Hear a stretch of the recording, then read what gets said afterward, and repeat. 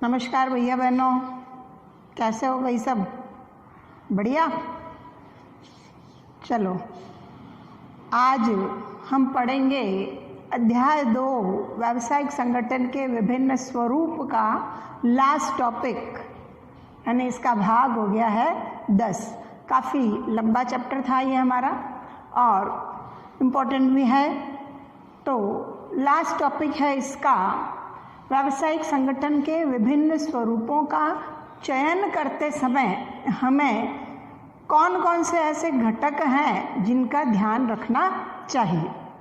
इससे पहले अपन ने व्यावसायिक संगठन के विभिन्न जो स्वरूप थे उनके बारे में अलग अलग वीडियो के अंतर्गत जानकारी प्राप्त की है। तो व्यावसायिक संगठन के विभिन्न स्वरूप जैसे एकल स्वामित्व, साझेदारी, संयुक्त पूंजी कंपनी, संयुक्त हिंदू परिवार व्यवसाय, सहकारी समितियां, ये विभिन्न स्वरूप हैं। इन स्वरूपों का चयन करते समय कि हमको अपना व्यवसाय का कौन सा स्वरूप चुनना है, उससे पहले हमको कुछ महत्वपूर्ण घटक हैं उनके बारे में जानकारी प्राप्त करनी चाहिए कि हमारे पास ये सब घटक उपलब्ध हैं या नहीं है, तो कितनी मात्रा में है, क्या हम उनसे इस प्रकार के व्यवसाय के स्वरूप का चयन करते हैं तो हमें सफलता मिलेगी या नहीं। तो देखिए, आइए हम जानते हैं कि व्यावसायिक संगठन के विभिन्न स्वरूपों का चयन करते समय किन किन घटकों का हमें ध्यान रखना चाहिए। तो सबसे पहला आता है इसमें प्रारंभिक लागत, यानी हम जिस व्यावसायिक स्वरूप को चुन रहे हैं उसको प्रारंभ करने में, उसको स्टार्ट करने में कितनी पूंजी की आवश्यकता होगी, क्या हमारे पास उतनी मात्रा में पूंजी है। जैसे अगर सपोज करिए कि हम एकल स्वामित्व के व्यवसाय का चुनाव करते हैं तो उसमें कम पूंजी चाहिए, तो कम पूंजी से भी काम चल सकता है। साझेदारी व्यवसाय का हम चयन करते हैं तो विभिन्न साझेदार इसमें जुड़ते हैं, तो सभी साझेदार जब अपनी अपनी पूंजी लेकर के आते हैं तो हमारे पास पूंजी कुछ मात्रा में बढ़ जाती है और हम थोड़ा बड़ा व्यवसाय भी कर सकते हैं।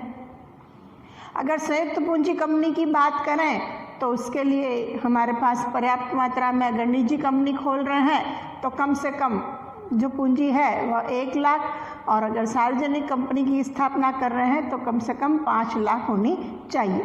तो हमारे पास में ये सभी, कोई भी अगर हम व्यवसाय का चयन कर रहे हैं तो उसके लिए प्रारंभिक लागत हमारे पास है या नहीं है, क्योंकि कई बार होता है कि जब हम स्टार्ट करते हैं तो प्रारंभिक लागत ही बहुत अधिक आ जाती है, तो बहुत ज़्यादा खर्चीला, जैसे एकल स्वामित्व कम खर्चीला होता है, साझेदारी में कुछ कानूनी समझौता है, औपचारिकताएं पूरी करनी पड़ती है, संयुक्त हिंदू परिवार में व्यवसाय जो है वह संयुक्त हिंदू परिवार होने पर ही किया जा सकता है।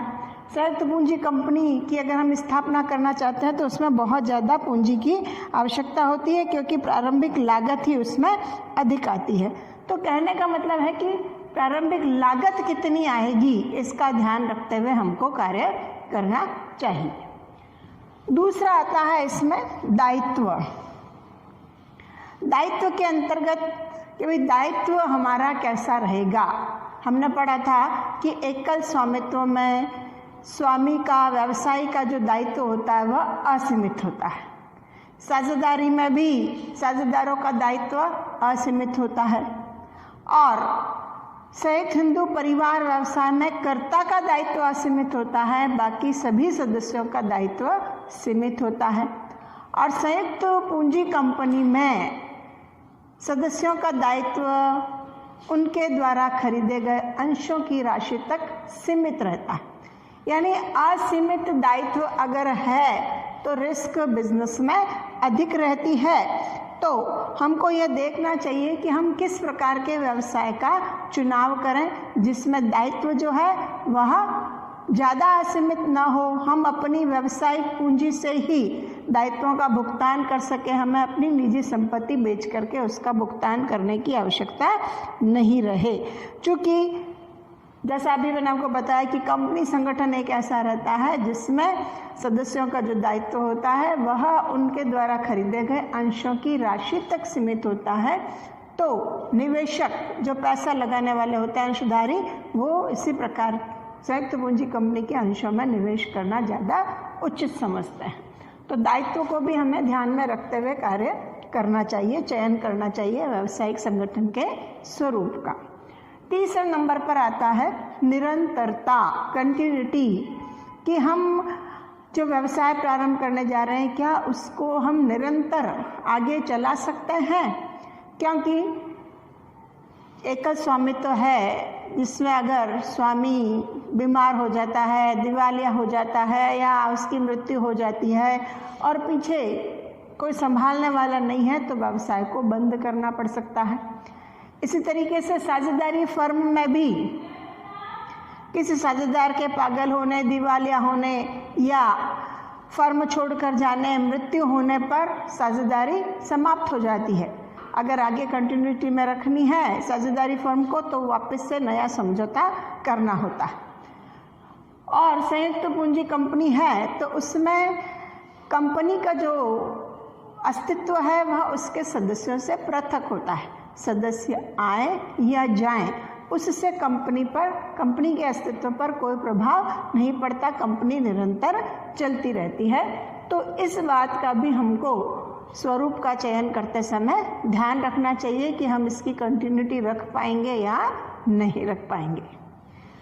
चौथा आता है प्रबंधन की योग्यता, कि भाई बिजनेस में जो भी हम स्वरूप चयन कर रहे हैं उसका प्रबंध करने की हमारे अंदर योग्यता है या नहीं है। अब चूंकि एकल स्वामित्व है तो एकल स्वामित्व में हर एक काम एकाकी व्यापारी को ही करने होते हैं, चाहे वो प्रबंध संबंधी हो, चाहे माल को खरीदने संबंधी हो, चाहे माल को बेचने संबंधी हो, सारे कार्य उसे स्वयं करने पड़ते हैं। तो क्या वह उसके योग्य है या नहीं। साझेदारी फर्म में भी प्रबंध का जो कार्य होता है वो साझेदारों को करना पड़ता है। इसी तरीके से संयुक्त हिंदू परिवार व्यवसाय में कर्ता ही सारा कार्य करता है प्रबंध का। सहकारी समितियों में सदस्य मिलकर के करते हैं। संयुक्त पूंजी कंपनी में प्रबंध का कार्य प्रबंधकों द्वारा किया जाता है। इसके लिए वह अपने यहाँ पर विशेषज्ञों की भी नियुक्ति कर सकते हैं। क्यों? क्योंकि उनके पास पर्याप्त मात्रा में पूंजी होती है तो वह वेतन पर विशेषज्ञों को नियुक्त करके प्रबंध संबंधी कार्य करवा सकते हैं। तो जब व्यावसायिक संगठन के स्वरूप का चयन करता है तो फिर भी ये बात और है, वो कहता है ना कि नौकर किसी को कमा करके नहीं देता है, यानी स्वामी के अंदर खुद कैपेबिलिटी होनी चाहिए, योग्यता होनी चाहिए उस व्यवसाय को चलाने की, तभी वह अपने व्यवसाय का विकास कर सकता है। तो ये बात उससे ध्यान में रखनी चाहिए कि जिस व्यवसाय का वह चयन करने जा रहा है उसका प्रबंध करने की उसमें योग्यता है या नहीं। चौथा वही पूंजी की आवश्यकता, कि कितनी पूंजी की आवश्यकता होती है, उसके पास पर्याप्त मात्रा में पूंजी है या नहीं है। अगर नहीं है तो क्या वह ब्याज पर पूंजी प्राप्त करेगा, कहाँ से लेगा, बैंक से लोन लेगा, साहूकारों से लेगा या वित्तीय संस्थाओं से लेगा, तो लेगा तो कितना ब्याज उसे भरना पड़ेगा, क्या वह उतना ब्याज भर पाएगा या नहीं। तो इन सब बातों को सोच विचार करके ही उसे अपने व्यावसायिक स्वरूप का चयन करना चाहिए। छठा आता है नियंत्रण, कि भाई व्यवसाय पर अपना नियंत्रण रखना। जैसे एकल स्वामित्व में पूर्ण नियंत्रण होता है, ठीक है। इसी तरीके से साझेदारी है तो साझेदारी में भी साझेदारों का पूर्ण नियंत्रण रहता है। कंपनी है तो कंपनी के भी प्रबंधकों का कंपनी पर पूर्ण नियंत्रण रहता है। तो वह कैसे अपने व्यवसाय का नियंत्रण करेगा उसके बारे में पूर्व में ही उसको सारा सोच लेना चाहिए। फिर आता है व्यवसाय की प्रकृति, कि भाई वह किस प्रकार का व्यवसाय करना चाहता है। क्या वह एक किराने की दुकान लगाना चाहता है, क्या वह सोने चांदी का बिजनेस करना चाहता है, क्या वह कपड़े का बिजनेस करना चाहता है। अब करना चाहता है तो उसके लिए उसे कैसा बिजनेस करना चाहिए, रिटेल करना चाहिए या होलसेल करना चाहिए। तो ये सब व्यवसाय की प्रकृति कि भाई अगर किराने की दुकान करता है तो आजकल रिटेलर में ज़्यादा कमाई है तो रिटेल बिजनेस भी कर सकता है। कपड़े का करना चाहे तो कपड़े का रिटेल भी कर सकता है, होलसेल भी कर सकता है। तो कहने का मतलब है वह सब ये तय करे कि वह किस प्रकार के व्यवसाय का चयन कर रहा है और उसमें वह ये देखे कि उसके पास उतनी कैपेसिटी है या नहीं है, क्या वह ग्राहकों से व्यक्तिगत संपर्क बनाए रख पाएगा या नहीं रख पाएगा। क्योंकि जब तक व्यवसाय का ग्राहकों से व्यक्तिगत संपर्क नहीं होता है, उनके बीच जो संबंध होते हैं वह अच्छे नहीं होते, और जब संबंध अच्छे नहीं होते तो व्यवसाय का विकास नहीं हो सकता।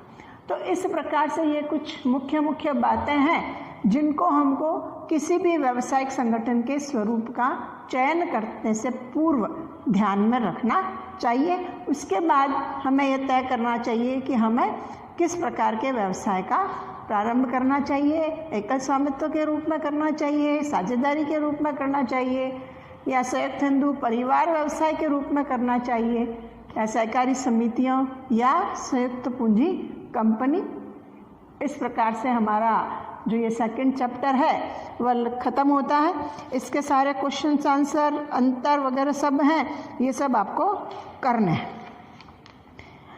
इसमें देखिए आप सारे दीर्घ उत्तरीय निबंधात्मक जो क्वेश्चंस हैं वो सारे करने हैं।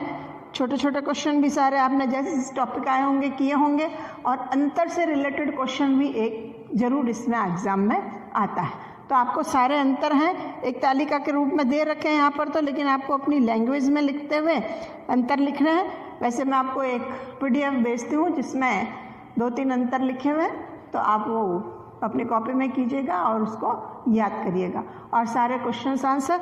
अगला अपना नेक्स्ट जो वीडियो होगा, 3rd चैप्टर अपने आ नहीं रहा है, कोर्स में नहीं है, तो 4th चैप्टर अगला हमारा होगा वीडियो। हम 4th चैप्टर का देखेंगे और उसके बेस पर आगे हमारा कोर्स जो करेंगे। तो 4th चैप्टर है हमारा व्यावसायिक सेवाओं का। कोर्स जो कटा है उसमें अभी हमारा 3रा चैप्टर नहीं है, और 5वां और 11वां ये अभी 60% कोर्स के हिसाब से है, जिसमें ये 3 चैप्टर आपके कट कर दिए गए हैं। तो 3रा चैप्टर अब नहीं होगा। 4था चैप्टर हमारा व्यावसायिक सेवाएं, उससे रिलेटेड हम अगले वीडियो में जानकारी प्राप्त करेंगे। ओके, तो आप सभी फर्स्ट और सेकंड चैप्टर के सारे क्वेश्चन आंसर सभी को पूरे कर लेना, जिसने भी नहीं किए हैं वो। ठीक है, ओके।